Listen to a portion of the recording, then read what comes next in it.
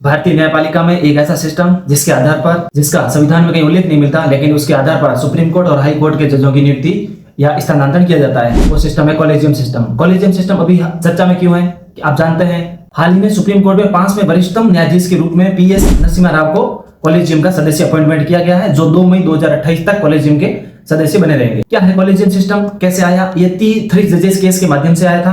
पहला जजेस केस 1981, दूसरा 1992, तीसरा 1998 में कॉलेजियम सिस्टम आया। कॉलेजियम सिस्टम है क्या? कॉलेजियम में चीफ जस्टिस ऑफ इंडिया और 4 वरिष्ठतम न्यायाधीश होते हैं। ये 4 न्यायाधीश 5 सदस्य मिलकर सुप्रीम कोर्ट में किसी जज की नियुक्ति करनी हो या हाई कोर्ट के जजों की नियुक्ति या स्थानांतरण के मामले में सरकार को सिफारिश भेज दे। जब सरकार को सिफारिश भेजी जाती है तो सरकार एक बार पुनर्विचार के लिए कॉलेजियम को वापस पुनर्विचार हेतु भेज सकता है, लेकिन कॉलेजियम सिस्टम उस पुनर्विचार को संशोधन करे या न करे वापस सरकार को भेज देता है, तो सरकार उस सिफारिश को मानने के लिए बाध्य है। इस कॉलेजियम सिस्टम को संविधान में कहीं उल्लेख नहीं मिलता। इसकी उत्पत्ति सुप्रीम कोर्ट के फैसलों के माध्यम से हुई है और सुप्रीम कोर्ट के ही जज ही अन्य जजों की नियुक्ति करते हैं। इसमें कार्यपालिका और विधायिका की भूमिका नहीं है, इसलिए हमेशा इस पर आरोप लगे रहे हैं भाई भतीजावाद के या स्वयं की नियुक्ति के बारे में। इस कॉलेजियम सिस्टम को बदलने के लिए 2014 में सरकार ने राष्ट्रीय न्यायिक नियुक्ति आयोग लाया, जिसके माध्यम से संविधान में 99वां संविधान संशोधन किया गया। लेकिन 2015 में न्यायाधीश